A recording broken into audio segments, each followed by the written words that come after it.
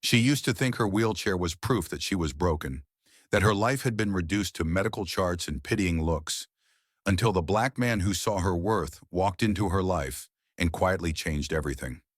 Aurora Lane sat in her wheelchair just outside Rainview Rehabilitation Center in Seattle, watching the drizzle beat on the glass railing and slide down in thin, silver lines. The Pacific Northwest sky was a sheet of dull gray, the kind of sky that made the whole world feel tired. She tried to remember what it felt like to stand up just because she wanted to. Not to be lifted, not to be braced, not to be strapped into some machine. Just to stand, to walk, to spin. 3 months ago, she'd been 29, a contemporary dance instructor whose biggest problem was whether to rent a small studio in Capitol Hill or hold out for the bigger space on Pike Street.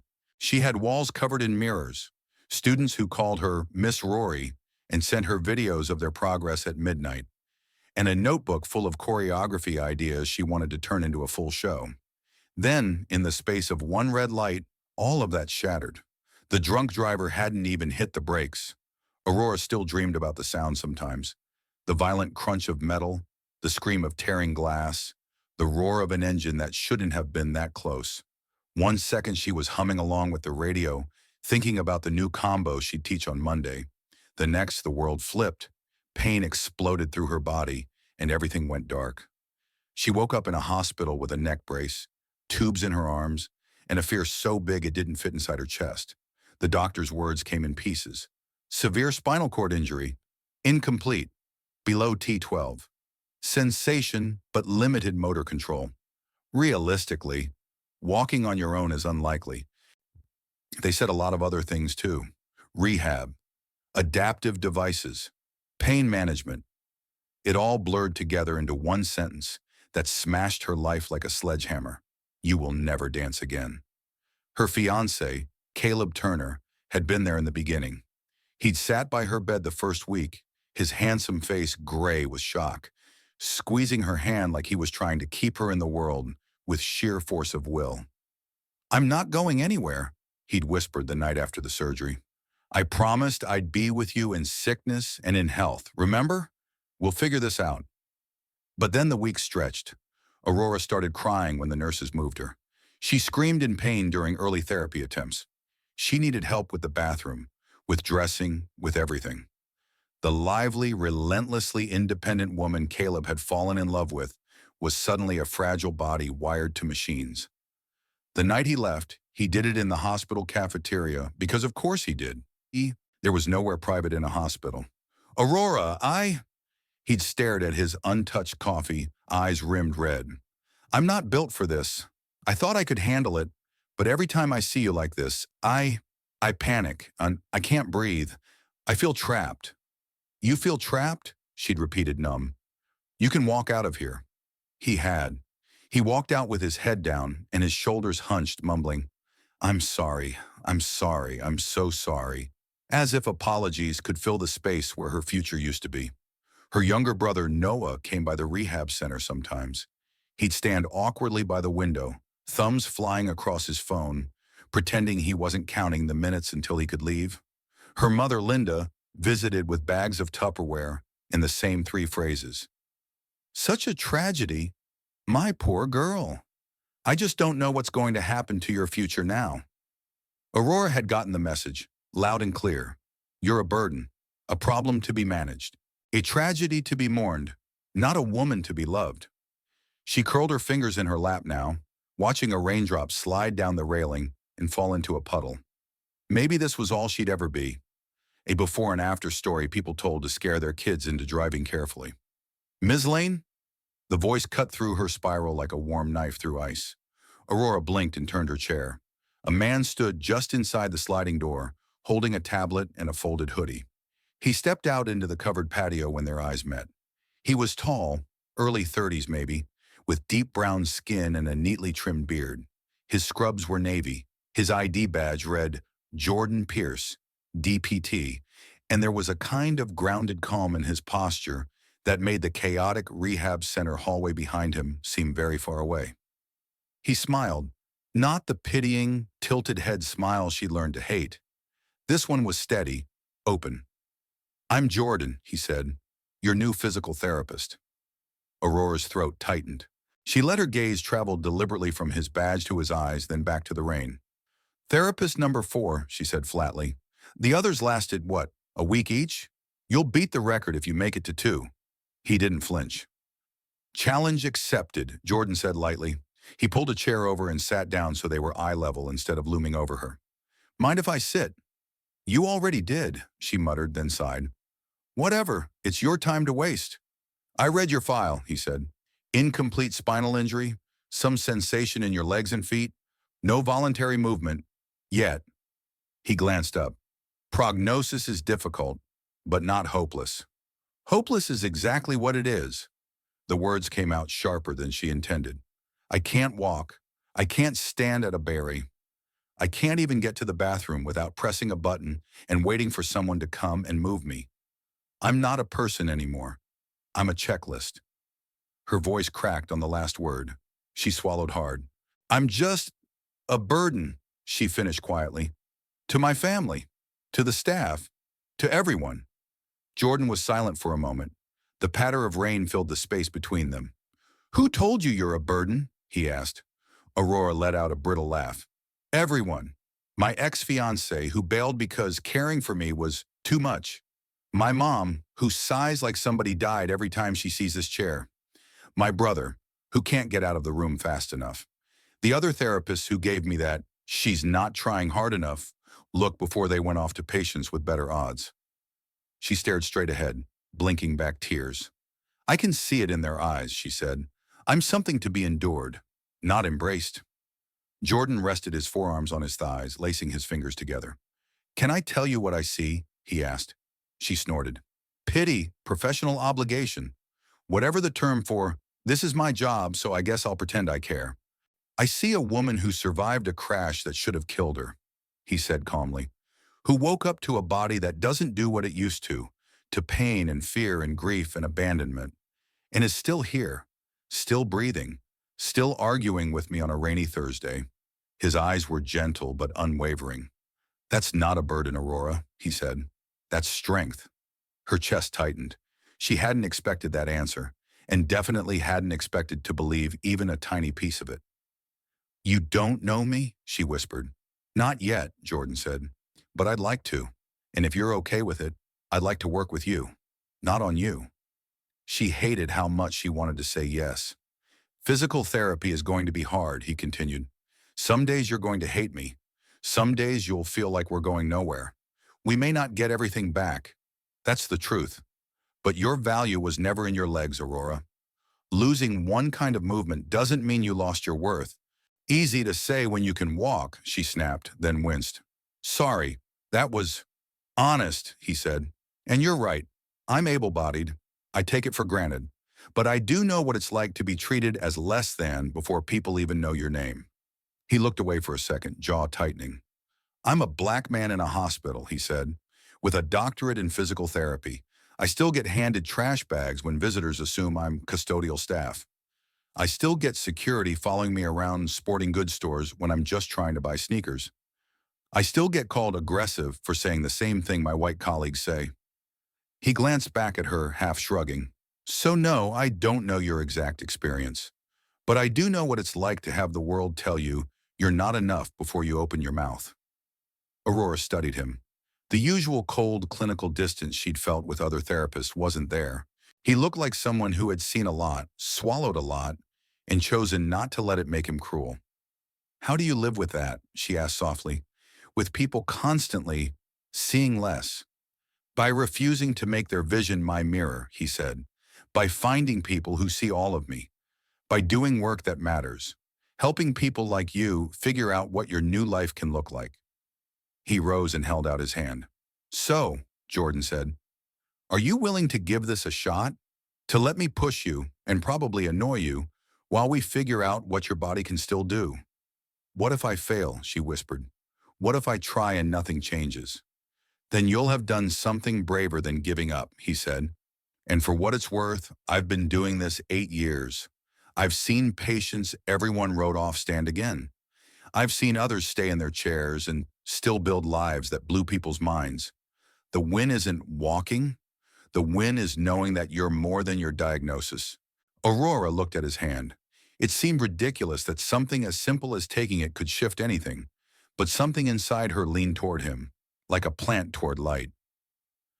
Okay, she murmured, sliding her hand into his. His grip was warm and steady, the exact opposite of Caleb's shaking fingers in that cafeteria. But when I'm terrible at this, and I will be, you're not allowed to act surprised. Jordan's grin flashed, quick and bright. Deal, he said. Now let's get you inside before the Seattle rain decides to add pneumonia to your chart. As he wheeled her back through the sliding doors, Aurora felt something she hadn't felt since the accident. Not hope that she'd leap across a stage again. That kind of fantasy hurt too much. It was smaller than that, quieter. The hope that maybe, just maybe, someone might see her as more than the girl in the wheelchair. More than a burden to be managed. She had no idea that Jordan Pierce wasn't just going to be her physical therapist. He was going to be the person who made her rewrite the story she told herself about her own worth. Hey, stop racism, family, a calm narrator voice might say here if you were watching this as a video. Before we go deeper into Aurora and Jordan's journey, I want to hear from you. Have you ever felt like people only saw your weakness and not your worth? Drop a 1 in the comments if you relate, a 0 if you've never felt that way, and tell us where you're watching from. We love seeing our global family. Inside the rehab gym, Jordan parked Aurora near a set of parallel bars. The space smelled faintly of disinfectant and coffee. Resistance bands hung from hooks like colorful vines. A woman in a stroke recovery harness shuffled along a track. A teenage boy practiced gripping a ball with a trembling hand, and an older man cursed loudly at an exercise bike that beeped at him for going too slow. This is where the magic happens, Jordan said. And by magic, I mean sweat, frustration, and a lot of swearing.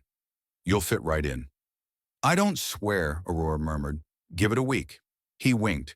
He helped her transfer to a padded therapy table, talking her through every move, checking consent with a simple, steady, "Is this okay?" No one had asked that nearly enough in the last 3 months. We're just assessing today, he said, figuring out what your muscles remember, what your nerves are still trying to say. No heroics. He placed his hands along her calves, then her thighs, applying gentle pressure, asking her to try to push, to pull, to imagine movement even if nothing happened. Anything? He asked. Just static, she said through clenched teeth. Like my brain is shouting into a void. Static is still sound, Jordan said. Sometimes the signal just needs help finding a new path. He moved to her left foot, pressing his thumb lightly against the ball. Tell me if you feel this, he said. For a heartbeat, there was nothing. Then, there, the faintest buzz like a phone vibrating under a pillow. Not pain, not real movement, but not nothing either. Aurora swallowed. Maybe? It's like tingling. Jordan's whole face lit up. That's not maybe, he said. That's your nervous system still sending mail. The delivery route is damaged, but the letters are getting through. It's tiny, she protested. It doesn't mean I'll ever walk. Everyone said, I didn't say it meant walking, he cut in gently. I said it meant something. We collect somethings here. They add up. He logged it on his tablet, but Aurora noticed that he didn't call out her reaction to the other therapists, didn't turn her into a good case to brag about. It stayed between them, like a small secret, a toe that tingled, a hope that hummed. By the end of the session, her arms shook from bracing, her back ached, and sweat dampened the collar of her t-shirt. I hate you, she groaned as he helped her back into her chair. Perfect, Jordan said cheerfully. That means we did it right. As he rolled her toward the hallway, a familiar nurse intercepted them. Keisha Brown, with 16 years at Rainview and a voice that could cut through any alarm. New PT, huh? Keisha said, giving Jordan a quick up and down before focusing on Aurora. How'd he do, baby? I can chase him with a blood pressure cuff if he was too rough. Aurora surprised herself by laughing. He's annoying, she admitted, but in a not awful way. Keisha arched a brow at Jordan, then smiled. Keep that up, she murmured to him as Aurora wheeled ahead. She's been checked out since she got here. I don't know what you said, but she's got spark in her eyes again. Jordan watched Aurora roll toward her room, her shoulders slumped with exhaustion, but her hand resting lightly on the wheel rims, as if she might change direction any second. He told himself the flutter in his chest was professional pride. He knew even then it was already becoming something more dangerous. That night, Aurora lay in her narrow rehab bed, ceiling tiles washed in the dim glow of the hallway lights. Her body hurt in places she hadn't known could hurt. Her mind replayed pieces of the day on a loop. You're not a burden. Static is still sound. Losing one kind of movement doesn't mean you lost your worth. She turned her head and looked at the wheelchair parked in the corner, shadowed and silent. For the first time since the accident, she wondered if maybe the chair itself wasn't the enemy. Maybe the real enemy was the story she'd been telling herself since the day Caleb walked away. I am nothing but weight. I ruin people's lives by existing. Somewhere between the beeping monitors and the soft squeak of nurses' shoes, another story whispered up from the static. I survived. I am here. Maybe that counts for something. Clutching that fragile thought like a dancer holds a first balance, Aurora closed her eyes and let herself drift to sleep, Jordan's steady voice echoing in the back of her mind. Different isn't less. She didn't believe it yet, but for the first time, she wanted to. And that was how everything began. The first 2 weeks with Jordan felt like punishment disguised as medicine. Aurora had thought physical therapy meant gentle stretches and encouraging smiles. Whatever the last 3 therapists had been doing, Jordan's version was different. He timed everything. He tracked everything. He celebrated everything. Come on, Aurora, 5 more seconds, he said one morning as she trembled in a seated balance exercise, core muscles burning like someone had set them on fire. Her hands were hovering just above the mat, no support, her torso fighting to stay upright. This is stupid, she gritted out. I'm not going to pirouette out of here. Not the goal, he replied. We're strengthening your trunk so you don't fall out of your chair when your brother insists on taking a corner too fast in his car. He already does that, she muttered, then lost balance and tipped sideways. His hands were there instantly, steadying her, not grabbing, not yanking, just a firm anchor until she was upright again. 32 seconds, he said, glancing at his watch. You lasted 32 seconds longer than yesterday. That doesn't count, Aurora snapped. I fell at the end. He shook his head. You stood in releve every day for years, right? Pain flashed across her face. Yeah. Did you throw away the whole combo because you wobbled on the last beat? She paused. No, she admitted. Then don't erase 32 seconds of strength because you tipped at the end. He gave her a small smile. Progress, not perfection, Ms. Lane. He started calling out wins the way coaches call out scores. A slight twitch in her quad? A win. 3 transfers in a row with less assistance? A win. A day when she didn't cry during therapy? A huge win. You felt that? He asked one afternoon after she frowned mid-exercise. Like static down my right calf, she said. Barely there. That's your nervous system sending a group text, he grinned. Your body's gossip network is waking up. It's nothing, she said automatically. It's not nothing, he corrected. I refuse to let you call it nothing. Other staff noticed the shift. Keisha watched them from the nurse's station one day as Aurora wheeled herself into the gym without being reminded. Hair pulled back, jaw set with determination. You cracked her code, Keisha told Jordan when he came for a coffee. She used to stare at the TV all day. Now she's asking what time therapy starts like it's a dance class she doesn't want to miss. I just listened, he said modestly. And I don't lie to her. Don't start, Keisha warned. That girl has had enough fake comfort to last a lifetime. Not everyone appreciated his approach. The medical director, Dr. Malcolm Haynes, stopped him in the hallway after reviewing his notes. Dr. Pierce, Haynes said, clipboard in hand. We need to talk about Ms. Lane. Jordan tempered his expression. She's making steady gains. No big motor breakthroughs, but her endurance and core stability are improving. Her physical gains are marginal, Haynes said, but that's not the issue. You've been scheduling longer sessions than are strictly necessary. You're framing her prognosis in overly optimistic terms. I'm framing it as possibility instead of a prison sentence, Jordan replied evenly. There's a difference. Her MRI is clear, Haynes snapped. There is severe, irreversible damage. She is highly unlikely to walk without significant external support, if at all. Giving her hope is cruel. I'm not promising her a corridor runway walk, Jordan said, fighting to keep his voice calm. I'm giving her goals that aren't dependent on that outcome. Independence in transfers. Core strength. A sense that her life isn't over because she's sitting down. Haynes's eyes narrowed. And what about the emotional entanglement? He asked. Reports of you spending extra time with her, talking after hours, sharing takeout? Jordan's stomach tightened. Who reported that? That's not the point, Haynes said. We have boundaries for a reason. You're one of our best therapists. I'd hate to lose you over a lapse in judgment, but you either rein this in or transfer her to someone who can be more detached. I'm not emotionally involved, Jordan said automatically. Haynes raised an eyebrow. Jordan knew it wasn't entirely true, because Aurora had started to take up space in his off hours in ways no other patient ever had. He caught himself thinking about her when he was cooking dinner, wondering if she'd been able to get from bed to chair without calling for help, hearing her dry humor in his head when something went wrong. He wasn't blind. He knew how dangerous that was. Aurora, meanwhile, found herself replaying their sessions long after they ended. Not just the exercises, but the conversations. Tell me about your life before, he'd said one day as she worked through a set of exhausting arm curls with resistance bands. I was a dancer, she panted. Contemporary, I taught classes. I wanted to open my own studio. You miss it, he said quietly. It was who I was, she replied. I was Rory the dancer. I knew who that girl was. This version, she glanced down at her legs. I don't know her. I don't even like her most days. Your core self didn't get cut out in that crash, he said.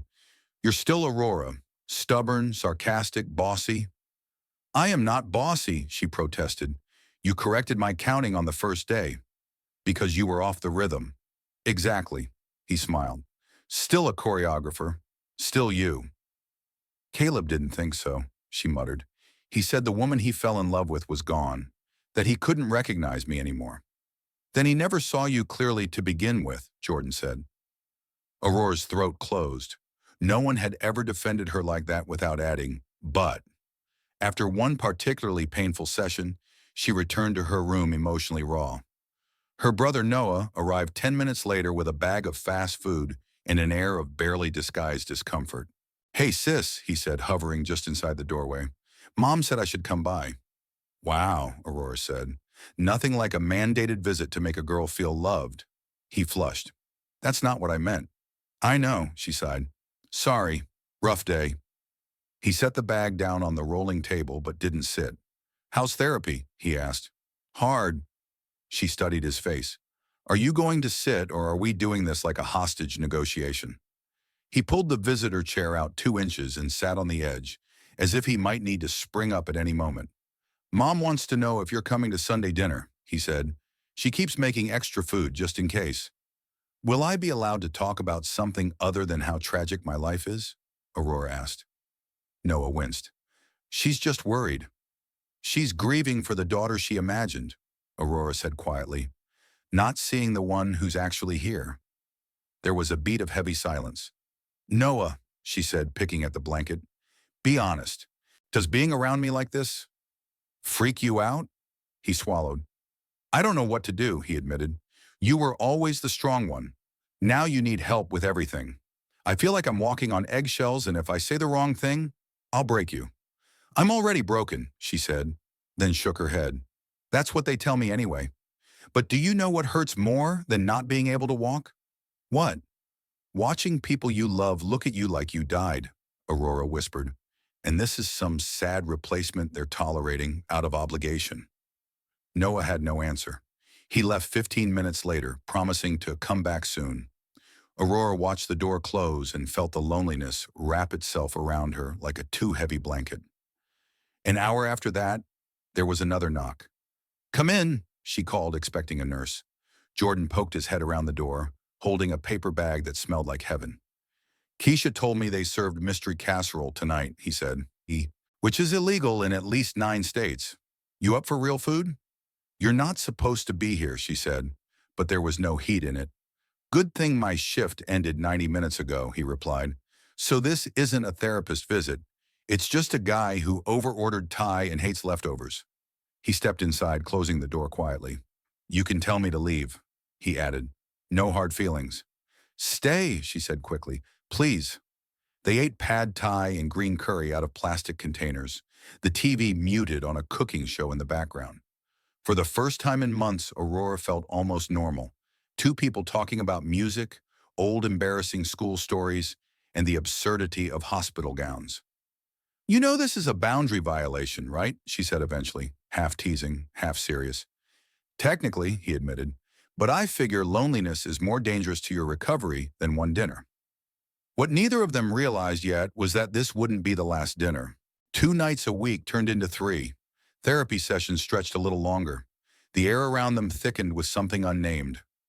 Keisha saw it first.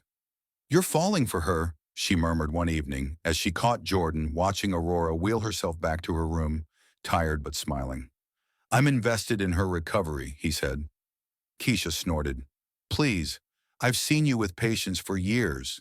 This is different. You're in deep, Pierce. He rubbed his face. She's vulnerable. I'm in a position of power. I know all the ethics lectures. Then either back off, Keisha said softly, or change the playing field. But don't float in the middle. That's where people drown. The decision was forced when Dr. Haynes called him into his office the next week. We're at a crossroads, Dr. Pierce, Haynes said without preamble.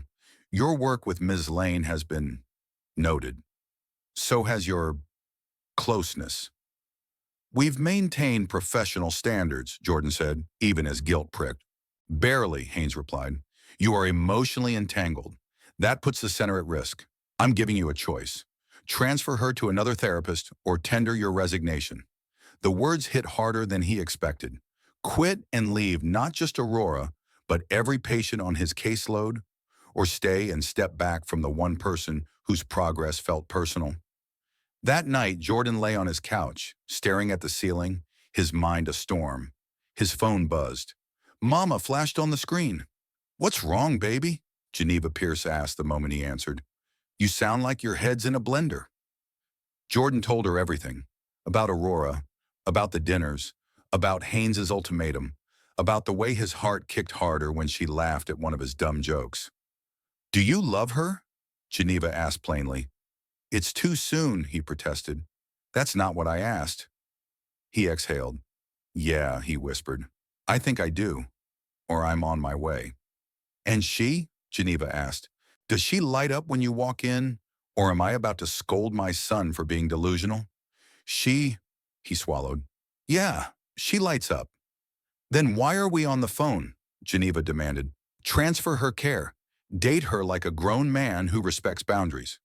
People have been judging you for existing while black since the day you were born. You going to let their judgment stop you from loving somebody good? What if I'm taking advantage? He asked quietly. They all see her as fragile. What if I start seeing her that way too? Is she a child? Geneva asked. No. Is she unconscious? No. Then she gets to decide who she loves, Geneva said firmly. Stop pretending she's made of glass just because she rolls instead of walks. If you really see her strength, you better act like it. After they hung up, Jordan stared at his phone a long moment. Then he knew what he had to do. The next morning, he went to Haynes's office first. I'm transferring Ms. Lane to Simone Alvarez, he said. She specializes in SCI rehab. She'll take good care of Aurora. Good, Haynes said briskly. I'll process the change. And Dr. Pierce? He paused. Thank you for being reasonable. But Haynes had no idea what Jordan was about to do next. He found Aurora in the therapy gym, working with light ankle weights. Her hair was pulled into a messy bun, and sweat glistened at her temples. Hey, she said, smiling automatically until she saw his expression. What's wrong? He sat on the therapy table across from her. Aurora, we need to talk, he said. Her smile faded. You sound like Caleb did before he left. I'm not leaving, Jordan said quickly. I'm changing roles. What does that mean? Her fingers tightened around the handles of her chair. I asked to have your care transferred to another therapist, he said. Her name is Simone Alvarez. She's excellent. She'll challenge you in good ways. The color drained from Aurora's face. So you're done with me? She asked. Did I do something wrong? Am I not progressing enough? I told you. Hey, hey, he said gently, leaning forward. Look at me. She did, eyes bright with panic. You've been doing incredible, he said. I'm not leaving because of your progress. I'm leaving because of me. That makes no sense, she snapped, hurt sharpening her tone like glass. Yes, it does, he said quietly. I can't be your therapist anymore, Aurora, because I'm falling in love with you. The world seemed to go silent. Aurora stared at him, heart thundering so loudly she was sure he could hear it. You're... what? She whispered. Falling in love with you, he repeated, which makes it impossible to stay objective. Every time you struggle, it feels like my lungs close. Every time you nail something, I feel like I could run laps around the building. I can't pretend this is just professional anymore. That wouldn't be fair to you. Her brain scrambled to make sense of his words. You can't love me, she said, stunned. Look at me. She gestured sharply to the chair. I'm broken. I'm needy. I'm strong, he cut in. Funny, sharp, ridiculously stubborn. A fighter. And yes, disabled. Your wheelchair doesn't turn all of that into trash, Aurora. It's a part of you now, not the whole story. Tears spilled over. You're the only person who doesn't flinch when you say that word, she whispered. Disabled. Everyone else says differently abled or wheelchair bound, like they're wrapping me in bubble wrap. Disabled isn't a bad word, Jordan said. It's a fact, like black or tall or loud laugher. It only becomes ugly when people attach fear and pity to it. She shook her head. No one has ever wanted me like this, she said, without my dancer body, without the before version of me. I want you, he said simply, exactly as you are right now, not as a rehab project, not as a redemption story, as a woman. She wheeled closer, searching his face for any hint of pity, of savior complex, of, look at me, loving the broken girl. All she saw was sincerity and a little fear. I'm scared, she breathed. Me too, he admitted, which is why I had to change my role.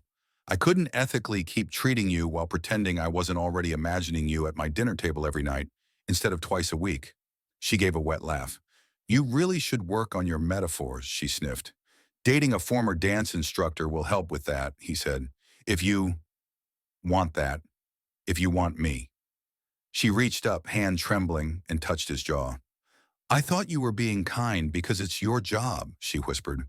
I didn't think someone like you could actually choose someone like me.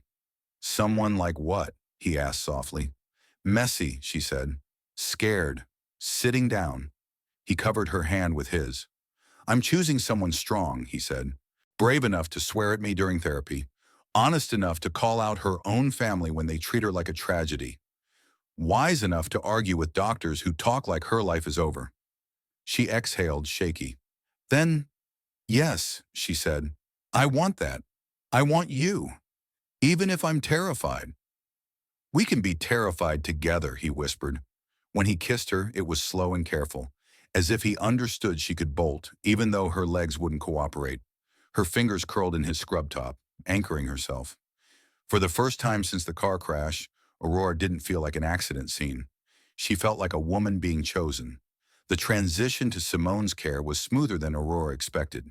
Simone was in her 40s, Latina, with no-nonsense energy and 20 years of experience in SCI rehab. Jordan briefed me on your case, she said during their first session. He thinks the world of your grit. He also looked like he was about to faint when he told me why he was transferring you. Aurora flushed. Do you think it's wrong? She asked. I think it would have been wrong if he'd stayed your therapist and pretended he didn't have feelings, Simone said. What he did, stepping back, being honest, that's what ethical looks like. You're two adults. You get to decide what to do with your hearts. Not everyone agreed. When Aurora told her mother about Jordan, Linda's face went cold. You're dating your therapist? She demanded. My former therapist, Aurora corrected. He moved me to Simone before anything happened. He knows everything about you, Linda hissed. Your vulnerabilities, your trauma, your medical details. That's a power imbalance, Aurora. He knows my strengths too, Aurora said quietly. And he's the only person who doesn't talk about my future like it's a funeral.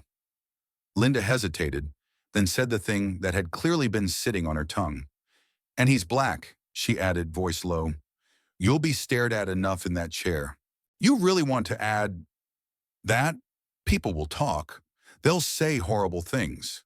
Aurora's stomach clenched. There it is, she said. I was wondering when we'd get to that part. I'm not racist, Linda said quickly. I just don't want your disabled daughter with a black man, Aurora finished, because the world is cruel and you'd rather I be safe than happy. Linda flinched. I just don't want your life to be harder. It already is, Aurora said evenly. But Jordan is the only part that makes it feel less heavy, not more. If you can't see that because of his skin color, that's your prejudice, not my mistake.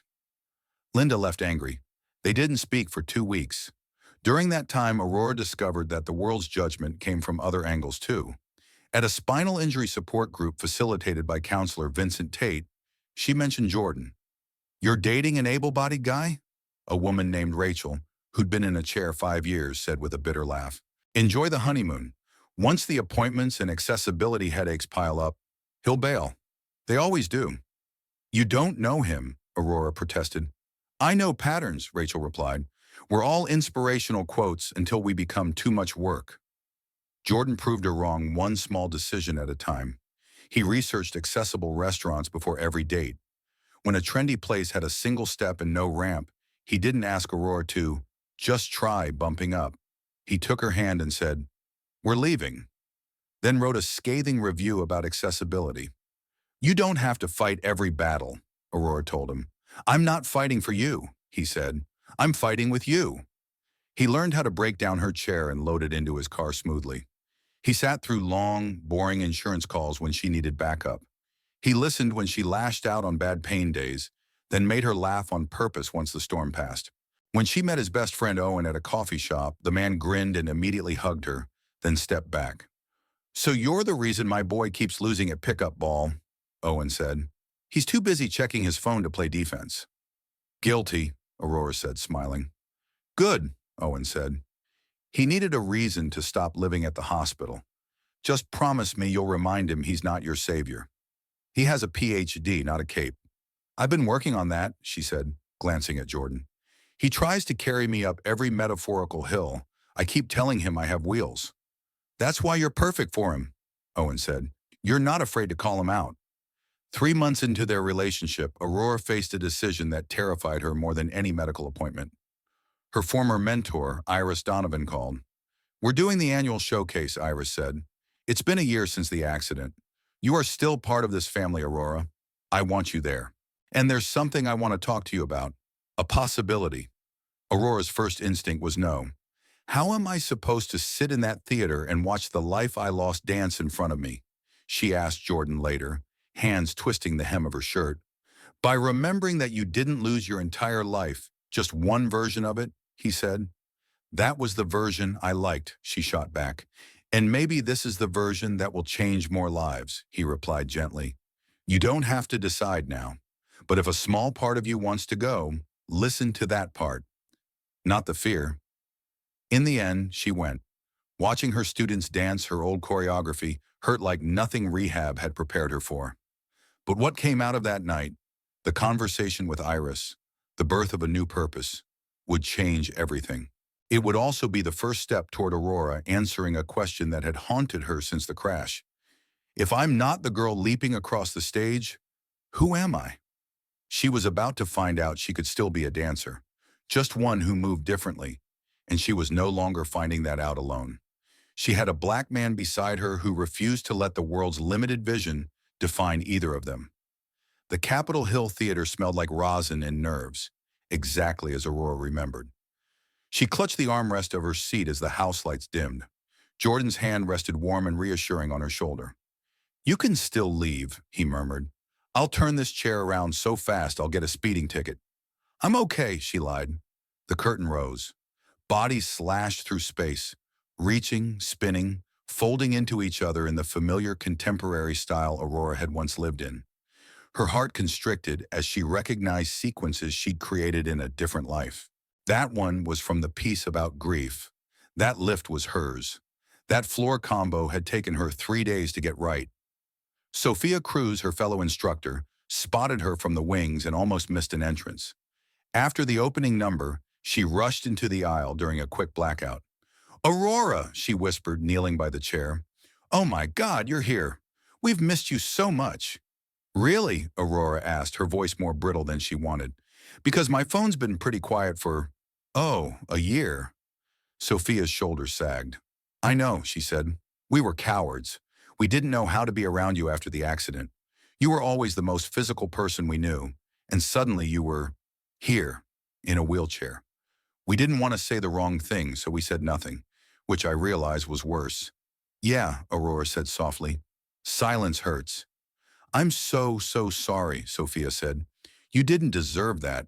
You deserved us showing up with snacks and stupid jokes in the hospital." Aurora swallowed.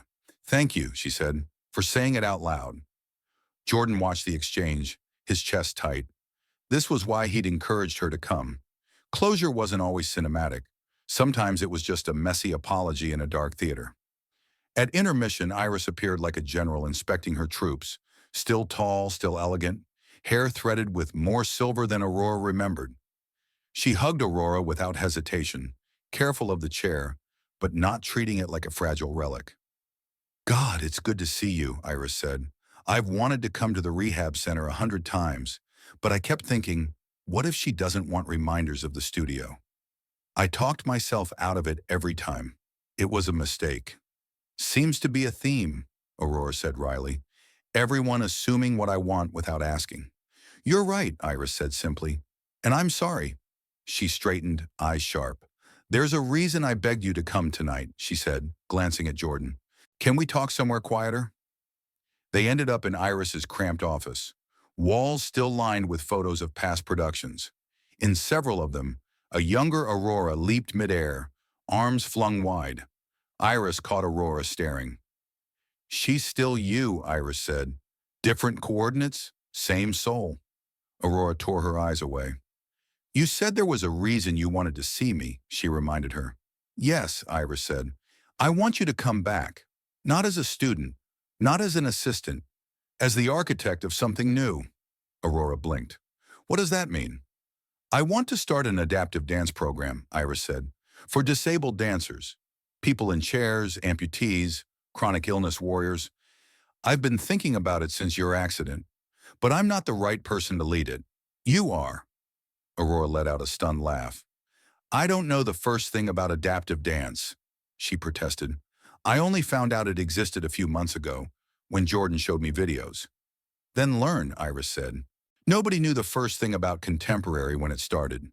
Dance evolves because someone is brave enough to experiment." Aurora shook her head. "I'm not an expert. I'm barely figuring out how to shower without help." "That's exactly why you're the right person," Iris replied. "You understand the emotional terrain as well as the physical. You know what it feels like to think your body betrayed you and to find out it still has music in it." Jordan watched Aurora's face shift. Fear, grief, a flicker of something brighter. "Just think about it," Iris said. "We'd pay you. You'd set your own class schedule, and you'd be creating a space for people who've been told movement isn't for them." On the drive home, Aurora stared out the window, Seattle's neon blurring into streaks. "What are you thinking?" Jordan asked quietly. "That I want to throw up," she said, "and that a tiny annoying part of me wants to say yes." "That tiny part is the one I trust," he said. What if I fail?" she whispered. "What if no one shows up? What if I'm terrible at adapting movement? What if I hurt someone?" "What if you don't?" he countered. "What if you change some kid's life the way Iris changed yours?" She exhaled, voice small. "You think I can do this?" "I know you can," he said. "I've watched you relearn how to transfer, advocate for yourself with doctors, call out your family's pity. You're already doing adaptive life. Adaptive dance is the next step." Aurora chuckled weakly. "I hate it when you make sense." "Occupational hazard," he said. 2 weeks later, she rolled into Studio C, the smallest room in the building she used to command. 5 students waited, looking as nervous as she felt. A teenage girl with a prosthetic leg, fidgeting with her sleeve, a middle-aged man with a cane, a woman with MS, her wheelchair adorned with stickers, a younger guy who used crutches and looked like he wanted to disappear into the floor, and an older woman with a service dog at her feet. "Hi," Aurora said, stopping in front of them. "I'm Aurora. I used to teach here before my accident. Now I'm back, and we're going to try something together." She swallowed. "I'm not going to pretend I have adaptive dance all figured out," she said. "I don't. I'm learning alongside you. But I know movement. I know what it's like to be told your body doesn't belong in a studio. And I know that's a lie." She gestured around the room. "This is our space," she said. "Our rules, our stories, our tempo. We'll go slow. We'll try things, and some of them will be disasters. But if you're willing, I promise you, we will dance." For the next hour, they experimented. Standing dancers swayed while seated ones rolled, arms carving the air. They played with levels, with wheels and canes and weight shifts, with stillness as much as motion. It was awkward and messy, and nothing like the razor-sharp combos of her old classes. It was also exhilarating. After class, the teenage girl approached her, eyes wet. "I'm Bethany," she said. "I lost my leg to cancer last year. I thought I'd never dance again. My old teacher said she didn't know what to do with me now." "I'm sorry she said that," Aurora replied, anger flickering. "She was wrong. Today I danced," Bethany said. "Not like before, but for the first time since the surgery, I didn't hate my body completely. Thank you." Aurora blinked back tears. "Dance belongs to you," she said. "All of you. Leg, no leg, wheels, no wheels. Don't let anyone tell you otherwise." As the weeks passed, the adaptive class grew. Word spread through hospitals, support groups, and online forums. People showed up who'd assumed studio doors were permanently closed to them. Jordan often sat in the back of the room on his days off watching. He saw a man learn to spin his chair in perfect circles. A woman who'd thought herself clumsy choreograph a haunting arm-only phrase. Bethany discovering she could slam her prosthetic foot into the floor in a percussive stomp that felt like a war cry. He watched Aurora transform on that studio floor. Her coaching voice came back, sharp and enthusiastic. "Yes, Malik, that curve was beautiful. Rachel, try reaching from your spine, not just your shoulders. Bethany, that stomp is your exclamation mark. Own it." The girl who'd once sobbed that she was a burden now stood, well, sat, at the front of a room full of disabled bodies, treating each of them not as tragic but as powerful. "This is who you were meant to be," Jordan told her one evening as they closed up the studio. "I was meant to teach kids to roll through their feet, not roll their chairs," she said. "Maybe the universe had bigger plan," he replied. Her advocacy expanded beyond the studio. She started a blog, Unbroken Lines, writing about accessibility, ableism, and the emotional process of reclaiming worth. Her posts went mildly viral in disability circles. She spoke at a disability rights conference, hands shaking as she told a room full of strangers, "My body is not inspirational wallpaper. It's my home. It is valuable even when it does less than yours." When she finished, the applause was immediate and loud. "Look at you," Jordan said afterward, pride slicing through him. "You were terrified of making eye contact with your own therapist 6 months ago. Now you're schooling legislators in person-first language." "I still hate public speaking," she said, wiping her eyes, "but it felt necessary." "Necessary work is usually uncomfortable," he said. A year after the accident, Jordan took her to Discovery Park for a picnic. The accessible trail wound through tall grasses to a lookout where the water stretched out like liquid steel, the sunset smearing orange and pink across the sky. Aurora watched seabirds wheel overhead, the wind tangling her hair. "It's beautiful," she murmured. "You are," he said quietly. She rolled her eyes. "You're such a cliché." "True," he said, "but I'm also a man with something important to say." He moved to stand in front of her chair, dropping to one knee, not the traditional pose, but close enough that they were eye level. "Aurora Lane," he began, "when I met you, you were sitting in the rain outside Rainview, convinced you were a burden, convinced your story was over." "Not my best day," she said, voice thick. "You were wrong about yourself," he said. "You weren't a burden. You were a survivor. You had a whole universe of strength you couldn't see yet.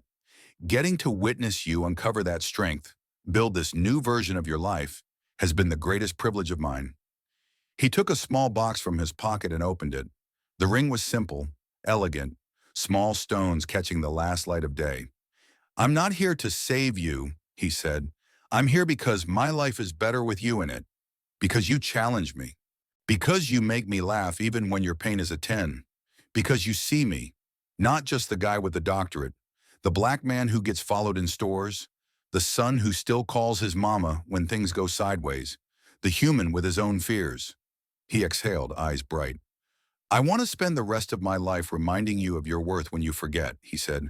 "I want us to build a world where our kids grow up thinking ramps and interracial families are just normal. I want you to keep screaming at inaccessible restaurants, and I want to be beside you when you do." He swallowed. "I want to be your husband," he finished. "Will you marry me?" Tears streamed down Aurora's cheeks. "Jordan," she whispered, "you met me when my hair was greasy, my hospital gown was crooked, and I thought the best outcome for everyone I loved would be if I disappeared. You pulled me back toward myself without ever once making me feel like I owed you my life for it." She took a shaky breath. "You gave me the ability to see my own worth," she said. "Not because I stood up again, but because I learned to sit and still be whole. How could I not say yes to the man who handed me that mirror?" She held out her hand, fingers trembling. "Yes," she said, laughing through the tears. "Of course, yes. I'll marry you." He slipped the ring on her finger, his own eyes wet. "Tradition says I'm supposed to get on one knee," he said. "You did," she pointed out. "At your eye level," he replied. "Exactly where I want to be. Partner, not savior." They kissed as the sun dipped below the horizon, a gull crying overhead. Behind them, the accessible trail they'd taken wound back toward the parking lot, proof that the world could be built differently when someone insisted on it. Ahead of them lay a future neither of them had imagined: interracial, interability, interwoven. It wouldn't be easy, but they'd stopped living for easy a long time ago. The engagement announcement detonated exactly the way Aurora expected. Noah was the first to answer her group text with a string of fireworks emojis and "about time." Her mother called. "You're really going to marry him?" Linda asked, skipping hello. "Yes," Aurora said calmly. "I am." "It's just, this is permanent," Linda said. "Marriage is for life. And with your medical needs, my medical needs are managed," Aurora said. "And he's not marrying me despite my disability, Mom. He's marrying me including it. That's different." "I'm scared for you," Linda whispered. "People can be so cruel, honey, about race and chairs and all of it." "They already are," Aurora replied. "You can't bubble wrap me out of bigotry, but I'd rather face it with someone who stands or rolls beside me. And Jordan does." There was a long silence. "I judged him," Linda admitted finally, "because he's black, because you're disabled, because I thought love should be simple, and this looks complicated." "Oh, it is complicated," Aurora said, "but it's good. He loves me beautifully. That's what matters." Linda's voice cracked. "I'm sorry," she said, "for all the times I sighed and called your future ruined. Watching you, seeing you teach, advocate, speak up, I realize you're not ruined. You're just different, and it's beautiful. I'm trying to catch up." "That means more than you know," Aurora whispered. Wedding planning became a practical crash course in accessibility. "I swear if one more charming, rustic venue has a staircase to the only bathroom," Aurora growled one night, scrolling through their options. Jordan peered over her shoulder. "We could get married in the parking lot, and you'd still be the best thing there," he said. "Flattery will not distract me from the fact that none of these places has a ramp to the ceremony space," she shot back. They eventually found it, a botanical garden with paved paths, wide doorways, and staff who said, "of course," instead of, "I guess we could try to make that work." "We'll set the chairs up in a semicircle so everyone is at your eye level," the coordinator said. "No one wants to stare at the back of someone's head during vows anyway." Geneva flew in a week early with Darius's brothers, Terrell and Julian, and a garment bag. "This was my wedding dress," she told Aurora, carefully revealing cream-colored lace. "Way too outdated to wear wholesale, but I thought maybe you could use some of it. Stitch a piece into your gown. Bring a bit of our history into your future." Aurora traced the delicate pattern with her fingertips, throat tight. "I'd be honored," she said. "Thank you for all of this, for welcoming me, for never making my chair feel like something in the way. Baby, the only thing that gets in the way of love is a closed heart, Geneva said, and mine's wide open for you. Iris helped design the couple's first dance. I don't want it to look like you're dragging me, Aurora told Jordan, or like we're trying to recreate a traditional dance we can't quite do. I want it to be ours. They choreographed a piece where Jordan moved around her, sometimes leading, sometimes following. There were moments where he placed his hands on her wheels and spun with her, and others where he stepped away, giving her space to carve circles with her arms, her chair an extension of the phrase. People will talk, Iris said quietly as they practiced, about the interracial thing, about the chair, about how brave you are. They're allowed to talk, Aurora said, determination steady in her voice. We're not living this life for their comfort. The wedding day arrived on an afternoon drenched in September sunlight. Aurora wore a flowing gown adapted for her chair, the skirt draping elegantly around her wheels. Geneva's lace had been sewn into the bodice, a subtle pattern over her heart. Jordan paced near the ceremony arch, navy suit crisp, palms sweaty. Owen clapped him on the back. Relax, Owen said. You already did the hard part, convincing her you're not just her hot therapist. Not helping, Jordan muttered, though he smiled. Guests filled the chairs, family, friends, dancers, patients. A ramp led up to the front, not as an afterthought, but as part of the design. Reverend Pritchard, an elderly black minister who'd known Geneva for years, smiled kindly as the music shifted and Aurora rolled down the aisle, her hands steady on the rims. Jordan's breath caught. She was radiant. Not in a movie princess way, but in a, this woman has walked through fire and come out with more light way. We gather today, Reverend Pritchard began, to witness the union of two souls who met in the aftermath of tragedy and chose to build a different kind of miracle. He looked between them. Their love crosses racial lines, he said. It moves with wheels and with feet. It has grown not by pretending these realities don't exist, but by learning to honor them together. That, my friends, is holy work. Aurora went first with vows. Jordan, she said, voice shaking, when you met me, I thought my story ended in a hospital room. I believed I was nothing but a burden everyone had to drag along. You walked into my life, looked me in the eye, and refused to agree with that. She swallowed. You did the hardest thing. You didn't try to fix me, she continued. You sat with me in the ugly. You pushed me in therapy and still brought Thai food when I cried. You told me I had strength when I couldn't feel my own toes. Laughter rippled through the crowd. You saw worth in me, she said, tears slipping free. Before I saw it myself, I promised to spend the rest of my life seeing your worth the same way, to love you as a black man in a world that tries to shrink you, to stand or roll beside you when you're tired of being followed in stores, when you're mistaken for anyone but the brilliant man you are. She smiled through tears. I promised to fight for ramps and better captions and accessible everything, she said. And I promise to fight with you, not against you, when you try to carry all of that alone. I love you exactly as you are. No capes required. Jordan laughed, then wiped his own eyes. Aurora, he said, loving you has taught me more than my doctorate ever did.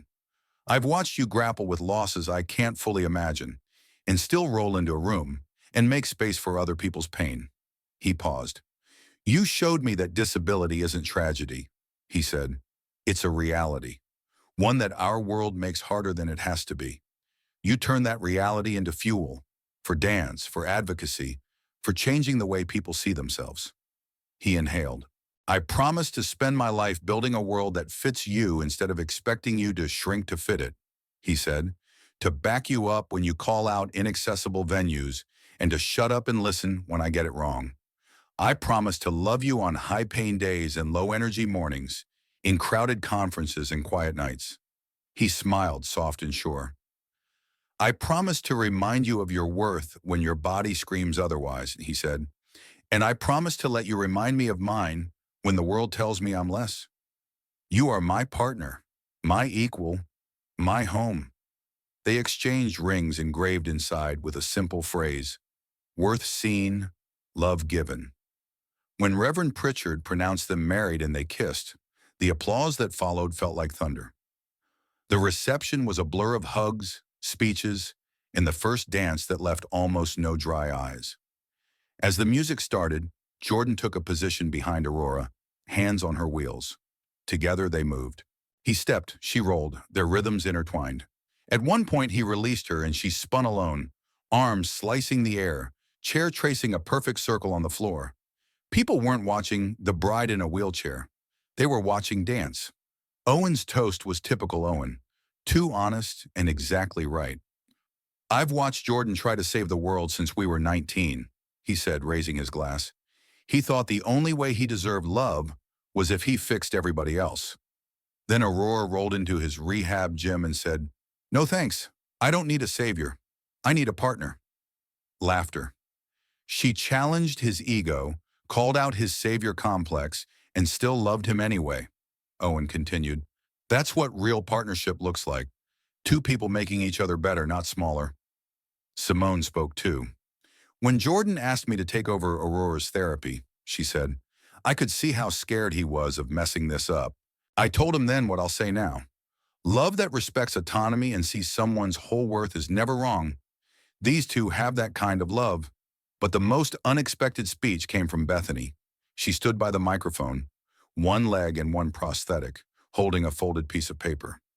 "I wrote something," she said, "for the woman who made me feel like I wasn't broken and the man who helped her see that for herself." Her voice trembled, then strengthened as she read. "They told me dance required perfect lines, two working legs, no crooked spines. They said my body was too much, limbs of steel and scars to touch." Then she rolled in, wheels humming low, said, "Watch this space. Just wait. You'll glow." She spun her chair, carved air with grace, and suddenly I saw my place. He saw her worth when she saw none, said, "You're not broken. You're still the sun." Together they rewrote the rules for who belongs in studios, schools, so here's to love that sees what's true past skin and chair and old world view to worth affirmed, to fears undone to Jordan, Aurora, two hearts one. By the end, half the room was crying, including Aurora and Jordan. "You did that," Aurora said, hugging Bethany later. "You did," Bethany protested. "You made room for my one-legged pirouettes. I just put the gratitude into rhymes." Later in the evening, Linda pulled Aurora aside. "I need to say this," she said, eyes shining. "I was wrong about Jordan, about your life being ruined. Watching you today, seeing the family you're building, the work you're doing, you're not diminished. You're bigger somehow, fuller." She swallowed. "I saw your chair as a tombstone," she whispered. "But it's not. It's just a different set of wheels for the same incredible woman. I'm proud of you, and I'm grateful he loves you so well." Aurora hugged her mother, tears in her eyes. "Thank you for catching up," she whispered. Years later, Aurora would look back on that day as the moment her old narrative finally died. "I am nothing but a burden." It was replaced with a quieter, truer one. "I am loved. I am valuable. I am whole, sitting down." 3 years after the wedding, life looked different than either of them had planned, and beautiful in ways they hadn't known to ask for. Aurora's adaptive dance program had grown to 3 studios across Seattle. She'd written a book, Dancing While Seated, part memoir, part manifesto, which became a touchstone in disability communities. Jordan had been promoted to director of Rainview Rehabilitation Center. Under his leadership, the center added mental health counseling to every rehab plan and mandatory disability sensitivity training for all staff. They were setting up a nursery in their small house, wide hallways, lowered countertops, a ramp up to the front door. The crib had one rail that slid down lower than standard, adapted by a carpenter friend so Aurora could reach in from her chair. "You ever regret it?" Jordan asked one night as he tightened a bolt, glancing over his shoulder. "The accident, I mean. The way it rerouted everything?" Aurora thought for a long time, hand resting on her rounded belly. "I regret that someone drove drunk," she said. "I regret the pain, the months in hospitals, the loss of certain dreams. I'll always wish I could tell 28-year-old me to take a different route home." She rolled closer, touching his arm. "But I don't regret who I became," she said softly. "I don't regret meeting you in that rehab gym. I don't regret these kids I'm teaching who think chairs belong on dance floors. I don't regret the life we're building." He smiled, relief softening his features. "You're beautiful," he murmured. "Have I said that today?" "Only 3 times," she said. "You're slacking." He laughed. "I'll catch up." Their daughter was born 2 months later, small, loud, and perfect. They named her Geneva Worth Pierce Lane, after the woman who had poured backbone into Jordan's life and the lesson that had anchored their own love. Worth isn't something you earn, it's something you are. Geneva grew up knowing ramps and race talks were normal dinner topics. She saw her mother transfer in and out of her chair with practiced ease. Her father call out nurses who spoke baby talk to disabled patients, and the two of them argue lovingly over who got to push the stroller. Every year on their anniversary, Aurora and Jordan returned to Rainview. The staff had changed, but the building still smelled like disinfectant and coffee. The covered patio where they'd first talked about burdens and worth was still there. They'd park Aurora's chair in the same spot. Jordan, standing beside her, fingers laced with hers. "Remember her?" he'd say, nodding toward the door. "The woman who thought she ruined everyone's life by existing?" "Barely," Aurora would reply with a soft smile. "She was wrong about a lot of things." "Anything you'd tell her if you could?" he'd ask. She'd look at the gray Seattle sky, the rain beating on the railing. "I'd tell her that her wheelchair isn't a punishment," she'd say. "It's a tool." I'd tell her that the man walking toward her with a tablet is going to irritate her, push her, and eventually ask her to marry him. I'd tell her that being disabled and loved at the same time is not too much to ask for. And I'd tell her that her worth was never in her feet. Jordan would squeeze her hand. "And I'd tell him," Aurora would add, "that he's going to fall in love with a woman who rewrites his ideas about strength, that he'll spend the rest of his life learning when to push and when to sit down beside her and just be." "Not a bad trade," Jordan would say. "Not bad at all," she'd agree. "Two people. One black, one white. One walking, one rolling. Both proving that love doesn't erase differences. It sees them clearly and chooses anyway." She had thought her wheelchair defined her.